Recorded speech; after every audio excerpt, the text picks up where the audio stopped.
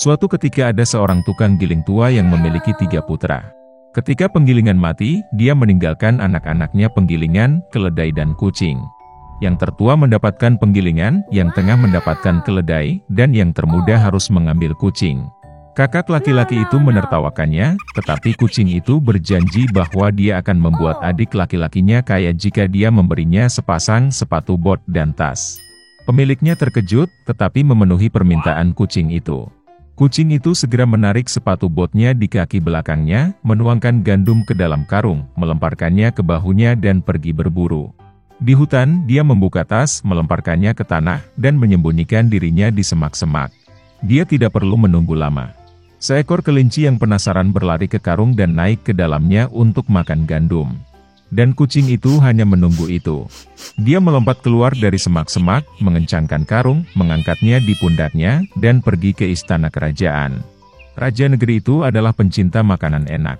Kucing itu membungkuk dalam-dalam padanya, menyerahkan kelinci itu dan berkata bahwa itu adalah hadiah dari tuannya, Marquis de Carabas. Raja sangat terkejut dengan kejutan ini. Kucing itu membungkuk seperti bangsawan sejati dan pergi ke jalan. Keesokan harinya dia pergi berburu dengan karung itu lagi. Kali ini dia berhasil menangkap 2 ayam hutan gemuk. Raja sangat senang melihat hadiah menyenangkan lainnya. Selama beberapa minggu berturut-turut, kucing itu terus memakai ayam hutan dan kelinci untuk raja. Tapi dia tidak mengatakan apapun tentang ini kepada pemiliknya yang lapar dan kurus kering. Begitu kucing melihat seorang putri di istana, dia sangat cantik. Kucing itu menyadari bahwa dia akan menjadi istri yang luar biasa bagi tuannya. Maka raja akhirnya ingin bertemu dengan Marquis. Kucing itu menjawab bahwa mereka bisa menemukannya besok untuk berjalan-jalan di tempat pabrik berada. Dan dia sendiri berlari dengan kecepatan penuh ke penggilingan. Melihat pemiliknya, kucing itu berkata bahwa besok dia harus berenang di sungai, dan kemudian hidupnya akan berubah. Keesokan paginya, begitu dia masuk ke dalam air, kucing itu mengambil pakaiannya dan menyembunyikannya di semak-semak. Pada saat itu kereta kerajaan muncul di jalan. Kucing itu melompat ke jalan dan berteriak sekuat tenaga, "Selamatkan aku! Tolong! Marquis de Carabas sedang tenggelam." Mendengar ini, raja memerintahkan untuk menarik Marquis keluar dari air. Putra tukang giling menjadi sangat ketakutan ketika 2 penjaga mulai menyeretnya keluar dari sungai, tempat dia berjemur di air hangat. Raja memerintahkan untuk membawakannya pakaian sutranya. Putra tukang giling awalnya menolak, tetapi dia sangat menyukai pakaian bersulam emas sehingga dia dengan senang hati mengenakan pakaian kerajaan. Raja mengundangnya ke kereta, tempat sang putri cantik sedang duduk. Putra tukang giling itu tercengang, tetapi tanpa basa-basi naik ke kereta. Semenit kemudian, kereta itu meluncur melalui ladang dan padang rumput milik pemakan manusia raksasa yang tinggal di sebuah kastil besar. Kucing itu tidak membuang waktu, dan roh apa yang berlari di depan kereta menuju padang rumput, tempat penuai bekerja dengan keringat di alis mereka. Dia meminta mereka untuk mengatakan bahwa ladang ini milik Marquis de Carabas, jika tidak, kanibal jahat akan memakannya. Sebelum penuai yang tercengang bisa menjawab, kereta raja berhenti. Dan ketika raja bertanya padang rumput siapa mereka, mereka menjawab dengan ramah bahwa ladang ini milik Marquis de Carabas. Sementara itu, kucing itu langsung menuju kastil pemakan manusia itu. Dengan ketangkasan kucing, dia melompati dinding batu dan berjalan ke kastil. Kanibal itu sedang duduk di meja besar yang syarat dengan berbagai hidangan. Melihat kucing di sepatu bot, dia sangat terkejut dengan kelancangan seperti itu. Kucing itu mulai menggoda raksasa itu, dan berkata bahwa dia tidak bisa berubah menjadi singa. Sebelum kucing itu sempat mengucapkan kata-kata ini, kanibal berubah menjadi singa besar dengan surai berbulu lebat. Jiwa kucing itu pergi ke sepatu botnya karena ketakutan, tetapi dia mengatasinya dan mengatakan bahwa kanibal tidak akan pernah bisa berubah menjadi tikus. Singa yang mengerikan itu menghilang, dan seekor tikus kecil muncul di tempatnya. Dan itulah yang dibutuhkan kucing itu, dalam sekejap ia menangkap tikus itu, menangkapnya, dan memakannya. Pada saat ini, kereta kerajaan melaju ke halaman kastil. Membuka pintu kereta, kucing itu membungkuk dengan sopan dan berkata bahwa dia senang melihat semua orang di kastil Marquis de Carabas. Sulit untuk mengatakan siapa yang lebih mati rasa karena takjub mendengar kata-kata ini, raja atau putra tukang giling, yang sudah tidak mengerti sama sekali. Kucing itu membawa para tamu ke meja. Di akhir makan malam, Raja, setelah makan sampai kenyang, berkata bahwa Marquis memang orang yang sangat berharga. Oleh karena itu dia dengan senang hati akan memberikan putrinya kepada istri.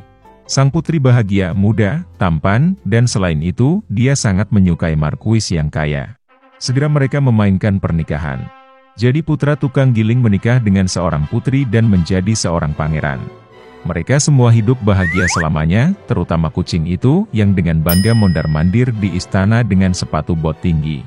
Dahulu kala ada seekor induk babi dan ketiga anaknya. Tiga bersaudara memiliki tinggi yang sama.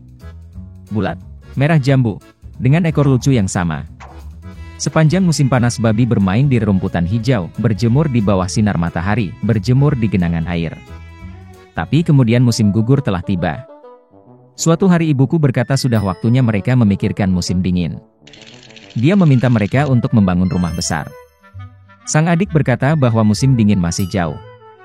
Kakak tengah berkata bahwa dia akan membangun rumahnya sendiri saat dibutuhkan. Dan sang kakak memutuskan untuk membangun rumah itu sendiri. Saudara laki-laki dan perempuan yang lebih muda tidak melakukan apa-apa selain memainkan permainan mereka. Itu menjadi semakin dingin setiap hari.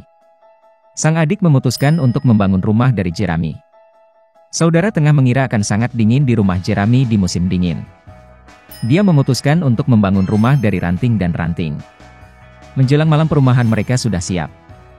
Mereka sangat bangga pada diri mereka sendiri dan tidak pernah merasa cukup dengan bangunan mereka. Sekarang mereka bebas dan dapat melakukan apapun yang mereka inginkan. Mereka memutuskan untuk pergi ke kakak laki-laki mereka dan melihat rumah seperti apa yang telah dia bangun untuk dirinya sendiri. Kakak laki-laki sedang sibuk membangun. Dia mengoleskan batu, menguleni tanah liat, dan perlahan membangun rumah yang andal dan tahan lama. Adik laki-laki menemukan kakak mereka sedang bekerja. Mereka sangat terkejut dengan jenis benteng yang dia bangun. Kakak laki-laki itu dengan tenang terus bekerja. Adik-adik dan adik tengah mulai bercanda dan menertawakan rumahnya. Mereka begitu geli sehingga jeritan mereka bergema jauh di halaman. Kakak laki-laki meminta untuk diam karena serigala bisa mendengar mereka. Adik-adik laki-laki dan menengah semakin terhibur. Mereka memutuskan bahwa kakak laki-laki itu hanya seorang pengecut. Dan kedua saudara pemberani itu pergi berjalan-jalan. Dalam perjalanan, mereka bernyanyi dan menari, dan ketika mereka memasuki hutan, mereka membuat begitu banyak suara sehingga mereka membangunkan serigala yang sedang tidur di bawah pohon pinus. Serigala yang tidak puas dan lapar pergi ke tempat di mana jeritan dua babi bodoh itu datang. Saudara-saudara berjalan dengan riang dan berbicara tentang betapa mudahnya mereka menangani serigala. Dan tiba-tiba mereka melihat serigala hidup yang nyata. Dia berdiri di belakang pohon besar. Dia memiliki mata yang sangat jahat dan mulut bergigi besar. Saudara-saudara begitu ketakutan sehingga ekor mereka yang kurus gemetar dengan halus. Serigala bersiap untuk melompat, dia mengatupkan giginya dan mengedipkan mata kanannya. Anak-anak babi itu tiba-tiba tersadar dan, memekik melintasi hutan, bergegas melarikan diri. Mengumpulkan awan debu, mereka bergegas ke rumahnya masing-masing. Adik laki-laki itu berlari ke gubuknya yang beratap jerami dan membanting pintu di depan serigala. Serigala menggeram dan menuntut untuk membuka pintu. Adik laki-laki, karena takut, tidak bisa mengucapkan sepatah kata pun. Kemudian serigala mulai bertiup. Atap ringan segera terbang dari gubuk jerami. Serigala itu menarik napas dalam-dalam dan meniup untuk kedua kalinya, dan rumah jerami itu terbang ke segala arah. Serigala itu senang, mematahkan giginya dan menerkam adik laki-lakinya. Tapi babi itu dengan cekatan mengelak dan lari. Dia lari ke rumah saudara tengah.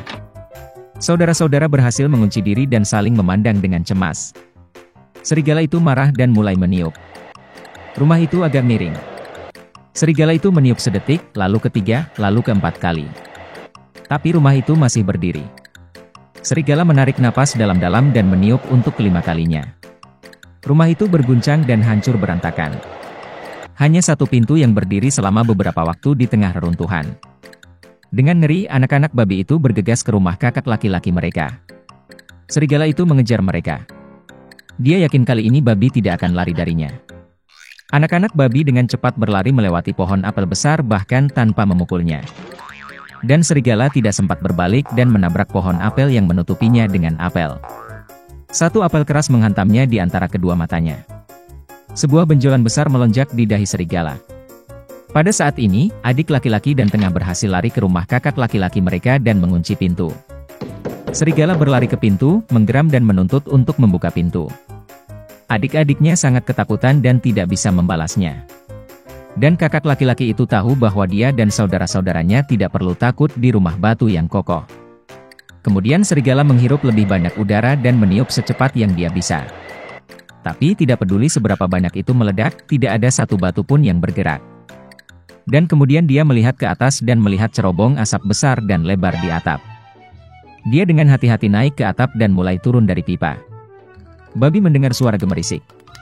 Kakak laki-laki itu segera menebak apa yang terjadi. Dia segera bergegas ke kuali, tempat air mendidih, dan membuka tutupnya. Serigala itu turun dari pipa dan langsung jatuh ke dalam kuali. Matanya membelalak ke dahinya. Serigala yang tersiram air panas terbang dengan raungan liar, dan bergegas ke hutan. Dan ketiga babi kecil itu menjaganya dan senang karena mereka dengan cerdik telah memberi pelajaran kepada perampok jahat itu. Sejak saat itu, saudara-saudara dan ibu mereka mulai hidup bersama di bawah satu atap.